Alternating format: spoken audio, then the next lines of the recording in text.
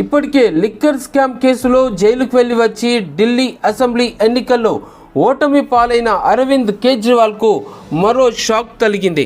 Public property act ప్రకారం అది ఉల్లంఘించి ప్రజాధనాన్ని దుర్వినియోగం చేశారనే ఆరోపణలపై ఆమ్ ఆద్మీ పార్టీ జాతీయ కన్వీనర్ అరవింద్ కేజ్రీవాల్పై మరికొంతమంది మీద ఢిల్లీ పోలీసులు ఎఫ్ఐఆర్ నమోదు చేశారు. రౌజ్ అవెన్యూ కోర్టులో కంప్లైంట్స్ నివేదికను దాఖలు చేసి ఎఫ్ఐఆర్ నమోదు చేసినట్లు ఢిల్లీ పోలీసులు తెలిపారు. ఇక ఈ కేసుపై ఏప్రిల్ 18న రౌజ్ అవెన్యూ కోర్టులో విచారణ జరగనుంది.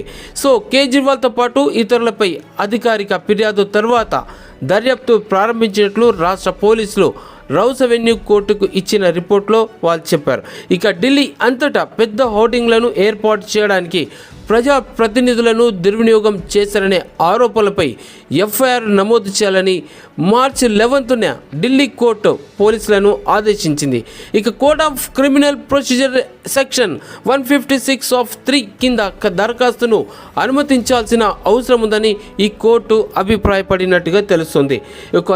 దీని ప్రకారం Delhi prevention of defacement of property act 2007లోని సెక్షన్ 3 కింద కేసు వాస్తవాల నుండి జరిగినట్లు కనిపించే ఏదైనా ఇతర నేరం కింద వెంటనే ఎఫ్ఐఆర్ నమోదు చేయాలని సంబంధిత ఎస్హెచ్ఓను ఆదేశించినట్టు అదనపు chief judicial magistrate Neha Mittal ఈ తీర్పులో పేర్కొన్నారు.